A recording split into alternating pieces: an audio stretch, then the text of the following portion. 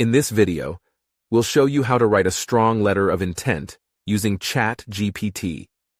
First of all, write a prompt with your name, your previous education, the year of graduation, and the name of the program, the country, and the university you are interested in taking admission, then hit Enter.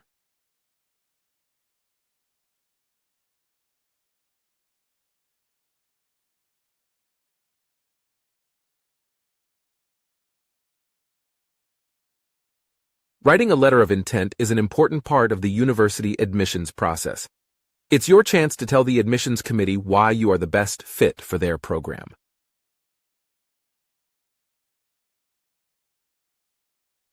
That is really amazing. You can see how ChatGPT wrote a complete letter of intent in just seconds.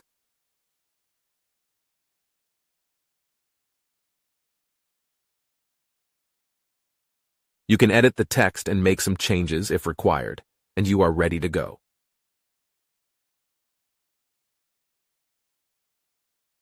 If you like the video, please hit the like button and subscribe to the channel.